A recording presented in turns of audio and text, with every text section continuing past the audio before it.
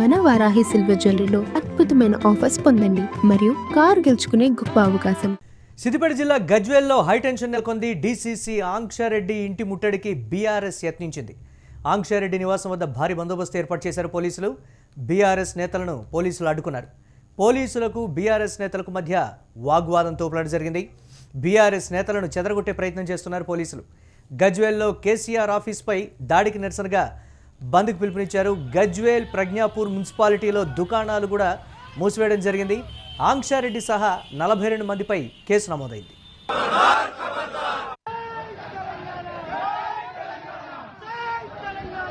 దాడి చేయడం దాన్ని మేము తీవ్రంగా ఖండించినాం. మేమే కాదు, రాష్ట్రంలో ఉండే మేధావులు ఖండించారు. రాష్ట్రంలో ఉన్నటువంటి శ్రేణులందరూ కూడా ఈ రేవంత్ రెడ్డి దౌర్భాగ్యం ఏంది, ఈ గుండాయిజం ఏంది, స్వయాన ఒక మాజీ ముఖ్యమంత్రి గారు తెలంగాణ రాష్ట్ర సాధకుని రెసిడెన్షియల్ మీద దాడి చేయడాన్ని చాలా మంది ఖండించినటువంటి విషయాన్ని కూడా మనం గమనించాలి. ఏదేమైనప్పుడు కూడా ఇవాళ మేము తీవ్రంగా హెచ్చరిస్తున్నాం. మరి కాంగ్రెస్ పార్టీ గుండా మాదిరిగా ఎవరైతే చేస్తుండో 2 సంవత్సరాల్లో మా గవర్నమెంట్ వస్తుంది. తప్పకుండా ఎవరెవరైతే రాంగ్ పోస్టులు పెడుతుండ్రో, ఎవరెవరైతే గుండాయిజం చేస్తుండ్రో, ఎవరైతే బట్టెబాజీ పనిచేస్తుండ్రో తప్పకుండా ఐడెంటిఫై చేస్తున్నాం. మీకు రాబోయే రోజులలో ఊసలు లెక్క పెట్టాల్సినటువంటి రోజు దగ్గరలో ఉంటది. చట్టబద్దంగా మిమ్మల్ని ఎక్కడ ఇరికియాలో, ఎక్కడ జైల్లో పెట్టాలో తప్పకుండా చేస్తాం, చేసి చూపిస్తాం. రైట్, గజ్వేల్లో ప్రస్తుత పరిస్థితికి సంబంధించి మరిన్ని అప్డేట్స్ మా కరెస్పాండెంట్ సత్య అందిస్తారు. సత్య, దీనికి సంబంధించి పోలీసులు ఏం చెప్తున్నారు? బీఆర్ఎస్ నేతల ప్రధాన డిమాండ్ ఏంటి? ప్రస్తుతం గజ్వేల్లో ఎలాంటి పరిస్థితి నెలకొంది? అప్డేట్స్ ఏంటి? మొన్న ఏదైతే తోంకుంట ఆంక్షారెడ్డి నేతృత్వంలో కాంగ్రెస్ శ్రేణులంతా కూడా ఏదైతే గజ్వేల్ కేసీఆర్ ఏదైతే పార్టీ ఆఫీస్ ఏదైతే ఉందో దానికి సంబంధించి అటు పార్టీ ఆఫీస్ లోకి కాంగ్రెస్ నేతలు అలాగే ఆంక్షారెడ్డి మొత్తం కూడా వాళ్ళ బృందంతో వెళ్లి పెద్ద ఎత్తున అక్కడ కొంత పార్టీ ఆఫీస్ ని ధ్వంసం చేసిన పరిస్థితి ఉంది. దాంట్లో అద్దాలు పగిలిపోయినాయి, కొంత ఫర్నిచర్ డ్యామేజ్ చేశారు. అక్కడ కేసీఆర్ ఏదైతే ఈ ఆఫీస్ లో రేవంత్ రెడ్డి ఫోటోను పెట్టి కూడా హల్చల్ చేసిన పరిస్థితి ఉంది. దాని తర్వాత వాళ్ళు వెళ్లిపోయిన తర్వాత అప్పటికి పోలీసులు చేరుకొని శనివారం రోజు పోలీసులు అక్కడికి మరి ఉటౌటిన పోలీసులు వెళ్ళి అదంతా కూడా వాళ్ళని కాంగ్రెస్ వాళ్ళని తీసుకెళ్లి పోలీస్ స్టేషన్ లో కొద్దిసేపు పెట్టుకొని వదిలిపెట్టిన పరిస్థితి ఉంది. దాని తర్వాత అక్కడ లోకల్ గా ఉన్నటువంటి బీఆర్ఎస్ లీడర్లంతా కూడా మరి ఆ రోజు కొంత తీవ్ర చర్చ జరిగింది. సో ఎందుకు పెట్టాలి మీ రేవంత్ రెడ్డి ఫోటో ఎందుకు పెట్టాలి, ఎందుకు మీరేమన్నా కొత్త జీవో తీసుకొచ్చారా అంటే ప్రతి పార్టీ ఆఫీస్ లో అంటే ఎమ్మెల్యేగా ఉన్నటువంటి ప్రతి ఆఫీస్ లో ఒక ముఖ్యమంత్రి ఫోటో పెట్టాలని చెప్పేసి మీరేమన్నా జీవో తీసుకొచ్చారా? అట్లానే మీరు నిజంగా మీరు జీవో తీసుకొస్తే సో మీరు కొత్త జీవో తీసుకురండి, మేము పెడతాం. మీరు అన్ని ఆఫీసులలో కూడా మోడీ ఫోటో పెట్టండి, రేవంత్ రెడ్డి ఫోటో పెట్టండి. అట్లాగే ఇక్కడ కేసీఆర్ ఆఫీస్ లో కూడా రేవంత్ రెడ్డి ఫోటో మోడీ ఫోటో ఖచ్చితంగా పెడతామంటూ కూడా సో అక్కడ విమర్శించిన పరిస్థితి ఉంది. దానికి ఏదైతే అక్కడ ఫోటో పెట్టడం, దాంతో పాటు ఏదైతే ఫర్నిచర్ అక్కడ మొత్తం ఆఫీస్ లో ఉన్నటువంటి ఫర్నిచర్ అంతా కూడా ధ్వంసం చేశారు కాబట్టి సో కేసు నమోదు చేశారు. దాని తర్వాత బంద్ను పిలుపునిచ్చారు. సో ఆదివారం రోజు అవ్వడంతో కూడా మరి సో ఈ రోజుకి బంద్ను పిలుపునిచ్చిన పరిస్థితి పెద్ద ఎత్తున గజ్వేల్లో అందరూ కూడా అంటే స్వయంగా అక్కడ ఉన్నటువంటి వ్యాపారవేత్తలు ఇటు ప్రజ్ఞాపూర్ గజ్వేల్ 2 నగరాల్లో కూడా మొత్తం వ్యాపారాలన్నీ బంద్ అయిపోయినాయి. పొద్దున్న నుంచి కూడా రోడ్లన్నీ కూడా ఖాళీగా కనిపించిన పరిస్థితి. స్వచ్ఛందంగా అందరూ కూడా ఇటు ప్రజ్ఞాపూర్ లో స్వచ్ఛందంగా బంద్ చేశారు, అటు గజ్వేల్ లో కూడా స్వచ్ఛందంగా బంద్ చేశారు. దాంతో పాటు బస్సులు బయటికి రాకుండా గజ్వేల్ బస్ స్టాండ్ అలాగే ప్రజ్ఞాపూర్ బస్ స్టాండ్ లో పెద్ద ఎత్తున బీఆర్ఎస్ శ్రేణులంతా కూడా అక్కడికి చేరుకున్న పరిస్థితి ఉంది. అక్కడ ర్యాలీ తీసిన పరిస్థితి ఉంది కాంగ్రెస్ కు నిరసనగా. ర్యాలీ తర్వాత ఆంక్షారెడ్డిని ఇంటిని ముట్టడించే ప్రయత్నం చేశారు. పెద్ద ఎత్తున ఇటు పోలీసులకి బీఆర్ఎస్ నేతలకి వంటేరు ప్రతాప్ రెడ్డి నేతృత్వంలో ఇదంతా కూడా నడిచింది. సో ఇక్కడ పోలీసులకి వంటేరు ప్రతాప్ రెడ్డికి పెద్ద ఎత్తున బీఆర్ఎస్ కార్యకర్తలందరికీ కూడా కొంత తోపులాట జరిగింది.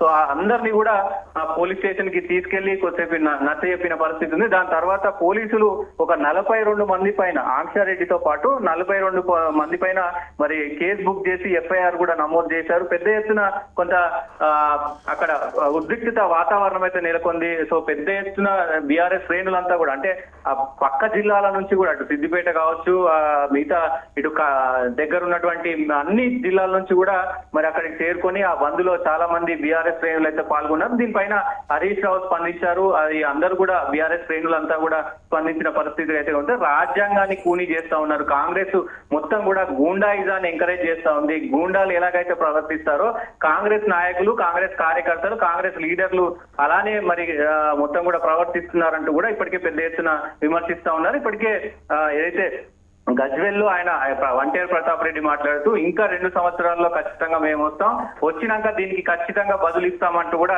ఆయన చెప్పిన పరిస్థితి ఉంది. ఏదేమైనప్పటికీ కొంత ఉద్రిక్తత వాతావరణం అయితే నెలకొన్న పరిస్థితి కనబడతా ఉంది. చూడాలి మరి ఎలాంటి సిచ్యువేషన్ జరగబోతుంది ఏంటి, దీనికి ప్రతిదాడి మరి వీళ్ళు కాంగ్రెస్ వాళ్ళు ఎలాంటి రీకౌంటర్ చేయనున్నారు అనేది రాజకీయంగా ఉంటుందా లేకపోతే భౌతికంగా ఉంటుందా అనేది ప్రధాన ప్రశ్నగా మారింది కదా. బీఆర్ఎస్ నేతల కామెంట్స్ చూస్తుంటే ఒకంత డిఫరెంట్ గా ఉన్నటువంటి సిచ్యువేషన్, దాన్ని ఎలా చూడొచ్చు అంటారు?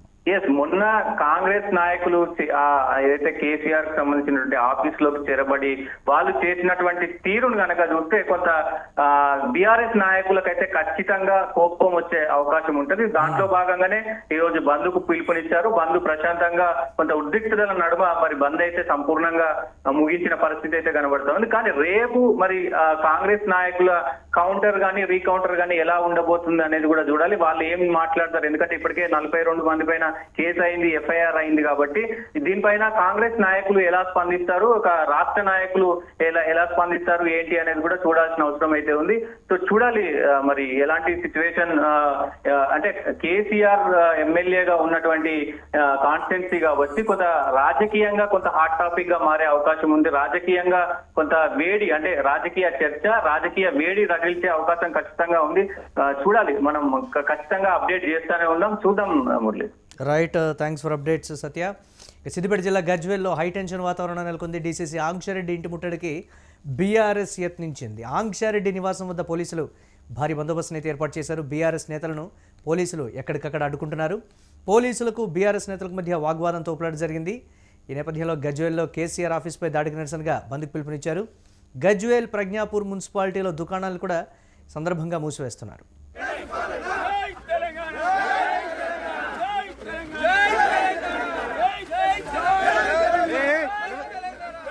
దాడి చేయడం దాన్ని మేము తీవ్రంగా ఖండించినాం. మేమే కాదు, రాష్ట్రంలో ఉండే మేధావులు ఖండించారు. రాష్ట్రంలో ఉన్నటువంటి శ్రేణులందరూ కూడా ఈ రేవంత్ రెడ్డి దౌర్భాగ్యం ఏంది, ఈ గుండాయిజం ఏంది, స్వయాన ఒక మాజీ ముఖ్యమంత్రి గారు తెలంగాణ రాష్ట్ర సాధకుని రెసిడెన్షియల్ మీద దాడి చేయడాన్ని చాలా మంది ఖండించినటువంటి విషయాన్ని కూడా మనం గమనించాలి. ఏదేమైనప్పటికీ కూడా ఇవాళ మేము తీవ్రంగా హెచ్చరిస్తున్నాం.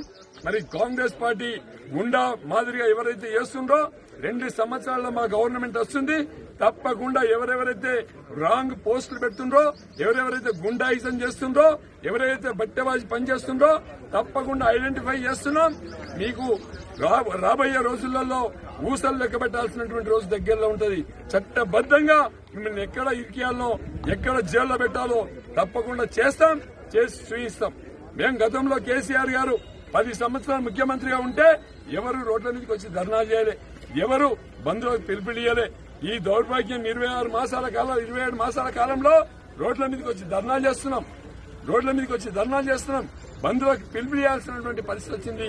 ఇలా గజ్వేల్ బంద్ విజయవంతమై అవుతుంది. గజ్వేల్ ప్రజలందరూ కూడా స్వచ్ఛందంగా బంద్ చేస్తున్నారు. ఈ బంద్ కనువిప్పు కావాలి రేవంత్ రెడ్డి గారికి, మహేష్ గౌడ్ గారికి కనువిప్పు కావాలి.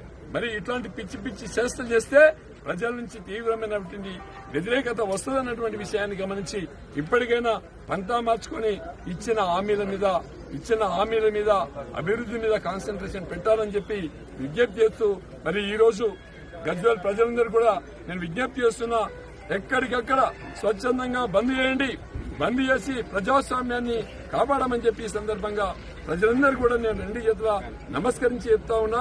ప్రతి వ్యక్తి కూడా ఆలోచించండి, ప్రజాస్వామ్యాన్ని కాపాడుకోండి, గుండాయిజాన్ని తనివి కొట్టాలని చెప్పి సందర్భంగా మీ అందరికీ విజ్ఞప్తి